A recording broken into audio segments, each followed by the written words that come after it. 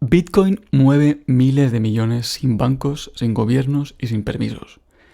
Entonces, ¿qué hace que esta red sea prácticamente imposible de manipular? ¿Cuál es la fórmula que hay detrás de todo este sistema? Soy Roman Rey. Y yo, Ángel Rey. Si estás listo para entender en profundidad temas técnicos de blockchain y tecnología, bienvenido a Signolabs. Sigue escuchando. Hoy queremos hablar de la criptografía y queremos entenderla en detalle cómo se usa en la blockchain. Roman, ¿qué es la criptografía? La criptografía es una rama de las matemáticas que estudia la manera de proteger información, transformándola en un mensaje ilegible, o sea, cifrado, para que solo el destinatario pueda hacer legible. O sea, solo el destinatario lo puede descifrar. Es decir, si yo te envío un mensaje, ese mensaje, aunque sea interceptado, está cifrado y no se puede leer. Nadie lo puede entender excepto tú o yo. Correcto. Entonces, los objetivos de la criptografía es garantizar la confidencialidad, ¿no? Que el mensaje solo lo pueda leer el destinatario, pero también su integridad, que el mensaje que hayas enviado llega entero. O sea, si envías un paquete, tiene que llegar el paquete entero, nada de roto o manipulado. También tiene que garantizar autenticidad. Cuando yo recibo tu mensaje, yo puedo validar que el emisor, o sea, el que ha enviado el mensaje, es realmente quien lo ha enviado, ¿no? O sea, que si de una manera alguien otro lo hubiera enviado, yo podría detectar que no eres tú. Y también el no repudio. Eso significa que el emisor, el que envía el mensaje, no va a poder negar que él es el autor, ya que esto es verificable criptográficamente. Y cuando yo, por ejemplo, envío un mensaje en WhatsApp, Telegram, otro mensaje de comunicación, otra aplicación de comunicación, ¿este encriptado es lo mismo que estamos hablando ahora o es cosas diferentes? Sí, es lo mismo.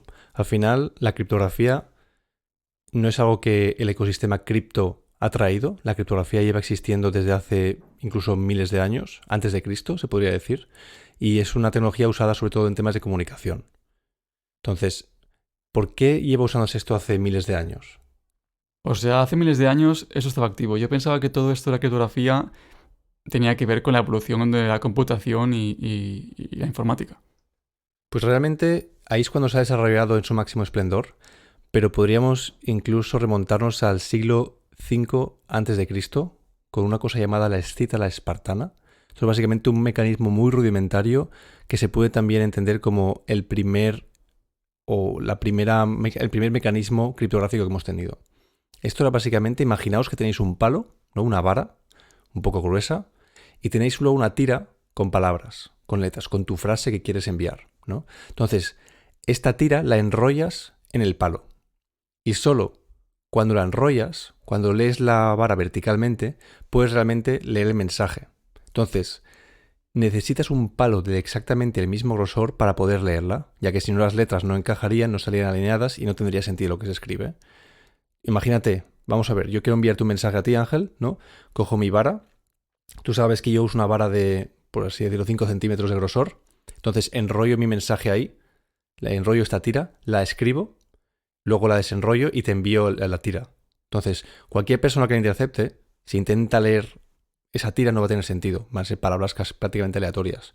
Pero si tú coges y enrollas esta tira en el palo de 5 centímetros, vas a poder leer mi mensaje. Pues esta es la primera manera de comunicación usando criptografía. Y eso comparado con un mensaje por una aplicación de comunicación como hoy en día como Telegram o WhatsApp, si alguien pudiera interceptar mi hola, buenos días que te he enviado, él vería como un texto que es interpretable, ¿no? Ininterpretable.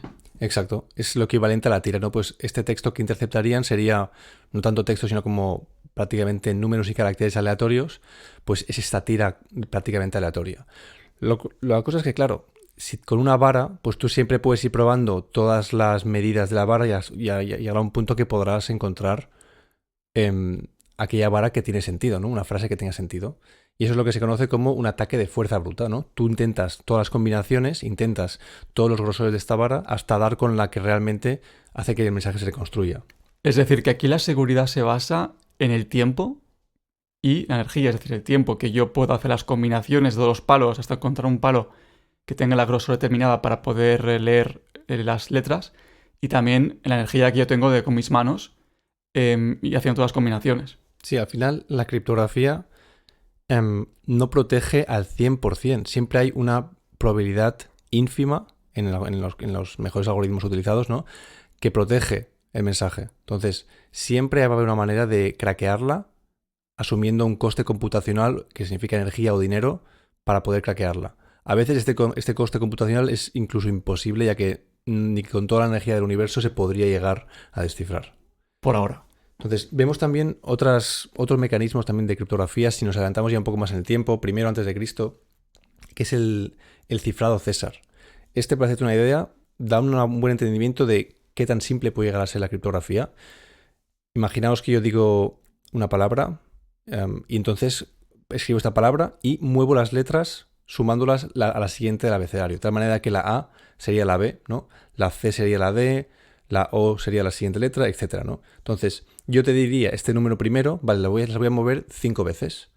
Y entonces yo cuando te envío este mensaje, habiendo desplazado las palabras, tú dirías, vale, Román las desplaza 5 veces, pues entonces yo voy a restar, voy a ir 5 casillas atrás a la letra. Entonces conseguías el mensaje original. Porque yo sé el patrón. Yo conozco el patrón que hace que yo pueda descifrar tu código secreto, digamos. Claro, o sea, yo te he tenido que antes compartir de alguna manera segura cuáles son, pues, cuántos saltitos voy a dar en el abecedario para decir qué número es, por ejemplo, 5 letras adelante o 5 atrás.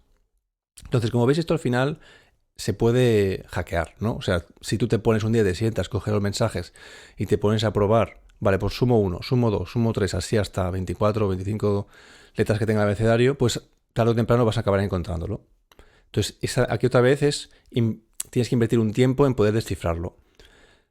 Los inicios de la criptografía siempre se utilizaba con fines militares, ¿no? Conseguir enviar mensajes secretos, pero que el enemigo no los pueda descifrar.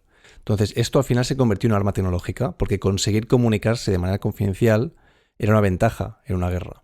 Y aquí es cuando empezaron a aparecer las primeras máquinas criptográficas electromecánicas, que son como máquinas muy grandes, como la de Enigma, en el caso de Alan Turing, que intentaban pues hackear o craquear este mensaje. Pues a su vez que los enemigos encriptaban los mensajes, si tú eras capaz de descifrarlos, de romper su cifrado, entonces tenías una ventaja.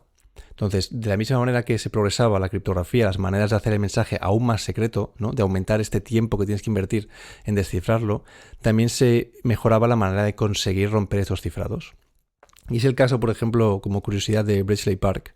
Era un lugar secreto donde los aliados de la Segunda Guerra Mundial lograron descifrar los códigos militares de la Alemania Nacional Socialista en la Segunda Guerra Mundial, que esto es el caso de Alan Turing.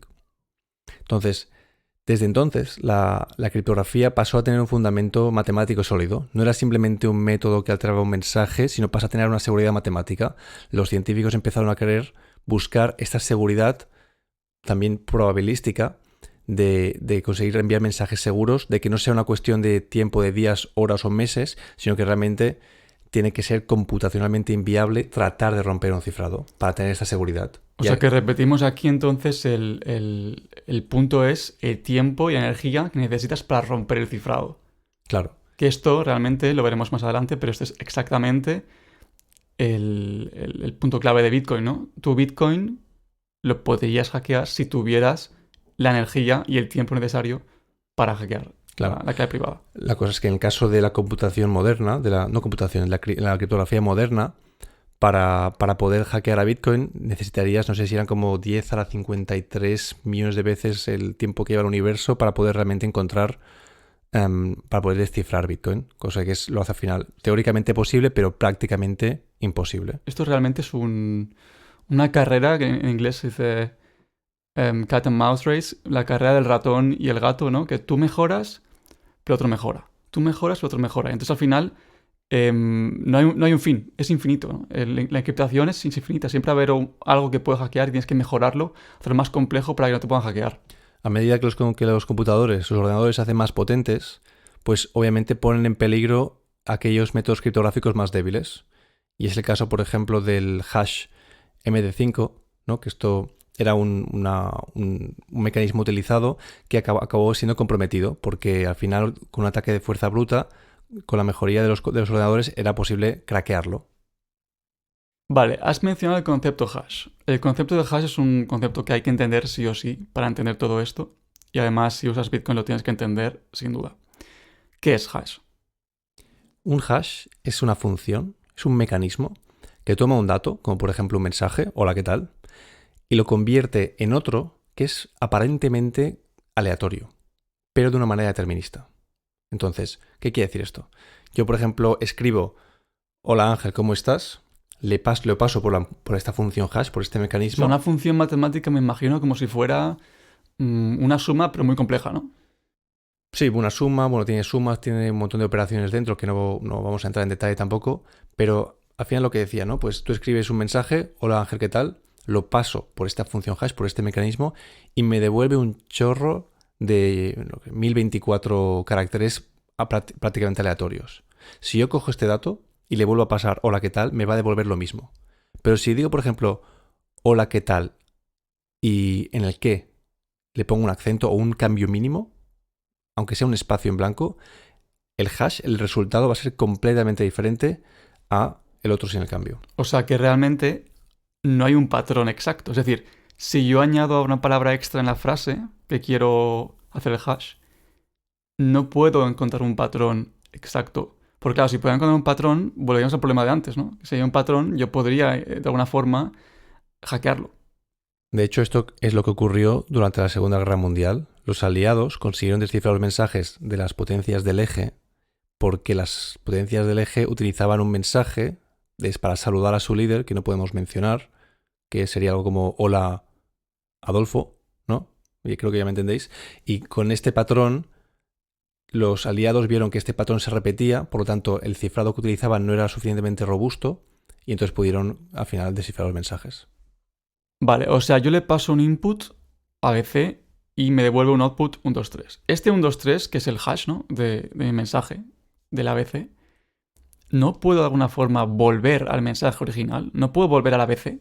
De hecho, este ejemplo que has puesto no es un buen ejemplo, porque ABC y 1, 2, 3 tienen un claro patrón, ¿no? A es 1, B es 2, C es 3, pues me puedo imaginar que D será 4.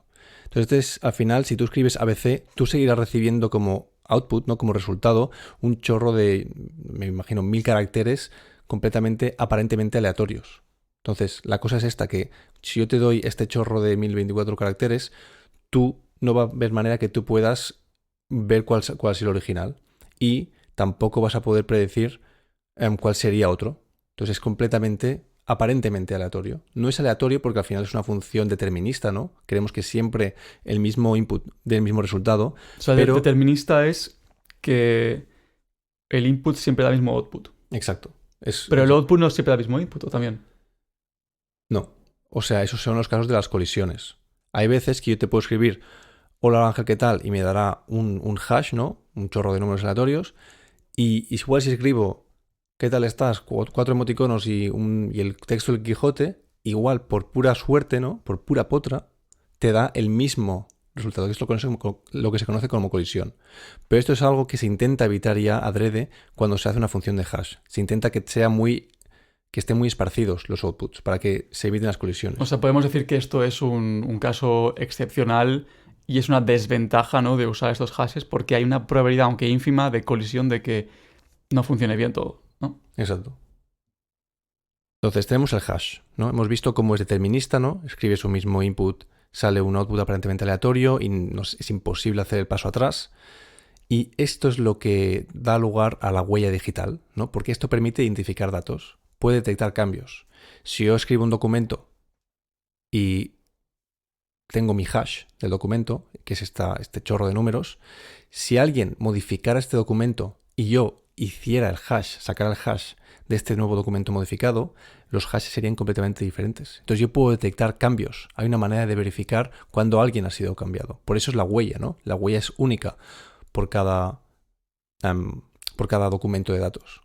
¿Y esto solo se aplica con texto o documentos? Pues no, esto se aplica a las funciones hash. Estos mecanismos se pueden aplicar a cualquier tipo de archivos. Pueden ser vídeos, pueden ser documentos, fotografías, pueden también ser, por ejemplo, aplicaciones enteras. Por ejemplo, cuando te descargas una aplicación, ¿no? Imaginaos que algunos hackers han cambiado el código para ponerte un malware, ¿no? Un virus. Pues si tú, por ejemplo, si el publicador de la aplicación menciona el hash, tú luego podrías comprobar cuando te descargas, si tú computas tu propio hash, podrías comprobar que estos hashes son iguales. Si fueran diferentes, sí significaría que alguien la ha cambiado, que es otra versión diferente. Y otros casos del uso del hash es, por ejemplo, cuando se guardan las contraseñas, ¿no? Cuando tú te registras en una página web, tú pones tu contraseña, ¿no? Roman 123, que espero que no sea esa, y al final esta, pues claro, no se guarda directamente en la base de datos, porque si por cualquier motivo la base de datos se liqueara, ¿no? Se filtrara o la hackearan, pues ellos podrían ver mi contraseña en texto plano y podrían igual utilizarla en otros sitios por si acaso utilizara yo la misma contraseña. Lo que se hace es entonces guardar este hash. Cogerán mi contraseña, Roman123, la pasarán por un hash y entonces este hash es el que se guarda en la contraseña. De tal manera, cuando yo me registro en la página web, cuando quiero hacer el login, pues se calculará el hash y se comprobará si los hashes son idénticos. De esta manera no lidian con la contraseña misma. Y volviendo al tema principal, blockchain y Bitcoin, ¿cómo se aplica el hash en este mundo? Pues la blockchain es una cadena de bloques, ¿no? Donde cada bloque que se mina tiene un hash del anterior. Vale, pero ¿qué es un bloque? Definamos un bloque para... Un bloque, pues vale, ¿qué es la blockchain en sí? ¿Qué es en el caso de Bitcoin? Es un libro contable digital donde pues cada bloque es una página de este libro. Y en cada página hay, por así decirlo, la lista de transacciones que se han hecho, ¿no? Pues esta dirección la ha enviado a otro, etc. Entonces, cuando hablamos de blockchain, es que este libro está encadenado página por página, ¿no? Cada bloque minado, cada página en este libro, tiene un hash del anterior. Hemos dicho que el hash era la huella digital, era el fingerprint, ¿no? Entonces, si cada una tiene la huella del anterior, si cambias uno de los bloques, el siguiente hash no va a coincidir. Por lo tanto, lo hace muy difícil de manipular. O sea, un bloque que contiene transacciones, lo paso con la función de hash y me devuelve este output, La huella digital. ese texto, ¿no? Al final es un texto. Sí. Que lo voy a enganchar en mi próximo bloque, porque si cambia alguna transacción anterior del pasado, si algo cambia en el pasado, mi hash va a ser distinto. Recordemos que si yo meto un input de texto, siempre me devuelve el mismo output. En cambio, si yo cambio un mínimo carácter de mi input de texto, todo cambia. Entonces aquí es lo mismo. Si yo cambio una transacción en el pasado, mi hash cambia. Entonces sabemos que algo ha pasado y está mal. Exacto. Este hash es un poco como el pegamento entre página y página. ¿No? De tal manera que si tú intentas modificar una página antigua, vas a tener que quitar ese pegamento, volverlo a poner, cambiar todas las páginas, haciendo de esto una tarea muy tediosa. En otros términos, computacionalmente hablando, muy cara. Que es lo que permite que Bitcoin funcione, ¿no? Porque si nadie puede cambiar el pasado, nadie puede cambiar las transacciones. Imaginemos que alguien dice, hoy cojo el código, lo cambio y digo que las transacciones anteriores van a mí y me hago millonario. Pero en el momento que cambias el código, un minero dice, oye, esto no encaja con... Los hash no encajan, pues detectan esta manipulación. Está todo mal, así que rechazo. Sí, de hecho, podrías decir, no, sería posible, porque teóricamente es posible encontrar un hash que sea parecido y tal. Al final esto sería computacionalmente inviable, sería muy caro. No es imposible de romper, es inviable con recursos realistas. O sea que volviendo al mismo ejemplo que pusimos de antes de Cristo, ¿no? El tío que tenía ese palo es viable en comprarse 20 palos y probar cuál va a encajar con el texto. Pero aquí haría falta igual miles de años. De hecho, para que te hagas una idea, ni siquiera convirtiendo cada átomo del universo en una computadora súper eficiente podrías craquear una clave de lo que se conoce como criptografía de curva elíptica por fuerza bruta. O sea, no podrías romper esta criptografía con todo. Necesitas como, creo que lo mencionaba antes, 10 a la 53 veces la duración del universo con la tecnología que tenemos actualmente. Vale, hemos hablado de hash, pero hay un concepto más importante que es muy importante para entender cómo funciona Bitcoin y la criptografía, que es la criptografía asimétrica. ¿Qué es la criptografía asimétrica? Es un sistema para enviar mensajes de tal manera de que solo la persona receptora los puede descifrar. Entonces, este sistema utiliza dos claves. Son dos claves diferentes, pero que están de alguna manera relacionadas. Tenemos una llave pública y una llave privada. Lo que se cifra con la llave pública solo se puede descifrar con la clave privada. Vamos a poner un ejemplo. Yo, Román, quiero enviarte un mensaje a ti, Ángel. Entonces, para eso, tú me tienes que primero compartir la llave pública. Vale. O sea, esta llave pública es mía, ¿no? Y yo la he generado con un programa que me puedo descargar de internet, hay muchos programas. Y ese programa me genera una clave pública y una clave privada. Puede ser un programa de internet o puede ser el software que estás utilizando, si estás haciendo con programación, con lo que sea. Pero si al final tú pues clicas un botón y generas una clave pública, o se genera un script y generas esta clave pública. O sea, realmente esto es como si fuera mi usuario y contraseña, ¿no? Muy parecido, exacto. Lo único que está destinado para el intercambio de información. Entonces, yo he recibido esta clave pública de ti, entonces voy a escribir mi mensaje y lo voy a cifrar con esta clave pública, ¿no? Voy a coger también otro programa que con ese programa y con esta clave pública que tú me has dado, yo lo cifro. Ahora es ilegible para cualquiera que no tenga la clave privada.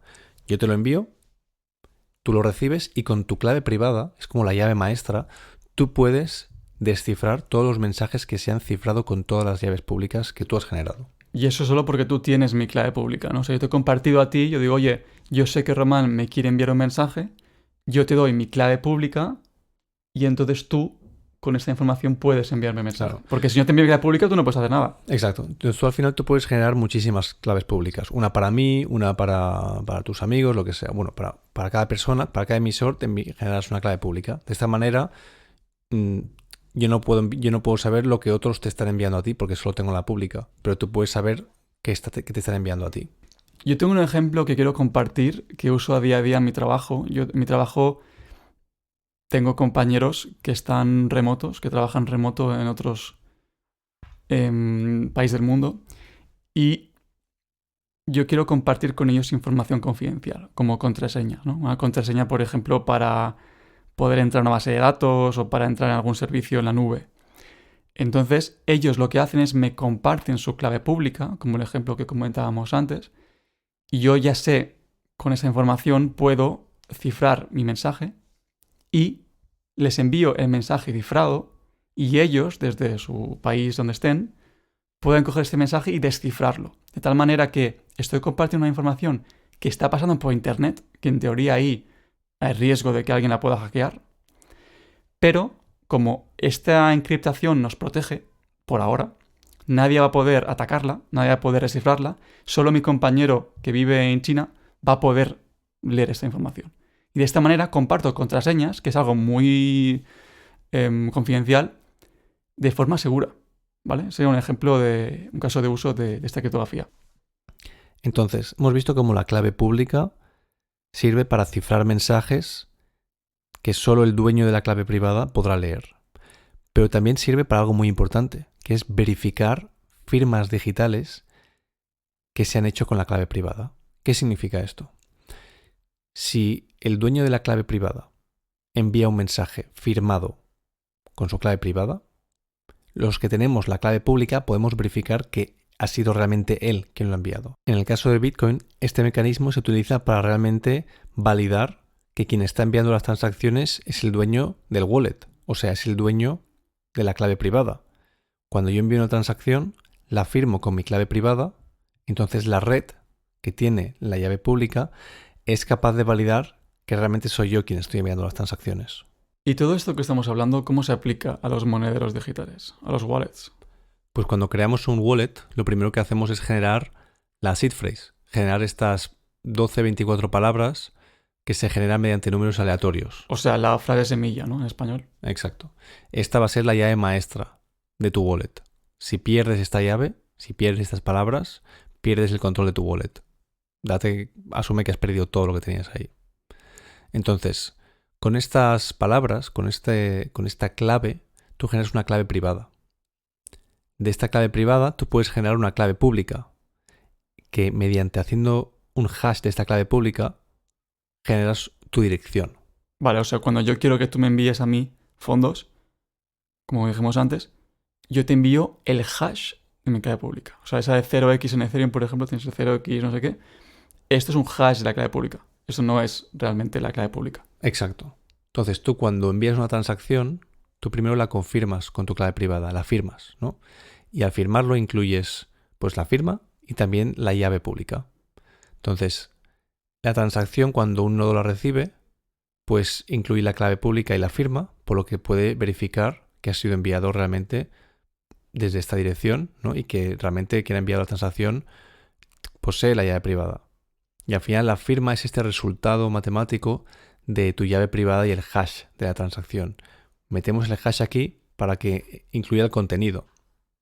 Entonces este hash de la transacción es el hash de la información que contiene la transacción. Qué versión de la transacción es, cuál es la cantidad, inputs, outputs, etc. Entonces la red usa esta llave pública para verificar tu firma. Entonces, como hemos dicho que cada bloque tiene un hash del bloque anterior, si alguien quisiera otra vez modificar el pasado o alterarlo, pues la cadena de hashes no encajaría. Y así es como se asegura la blockchain de manera criptográfica. Vale, para ir resumiendo, vamos a comentar los puntos más importantes de este episodio. La criptografía es la base de la confianza de Bitcoin. Es decir, estamos confiando que este tipo de matemática funciona. Sin esta matemática no existe todo Bitcoin, todo este concepto. Una parte de esta matemática la utilizan los hashes, que son la base de las firmas digitales.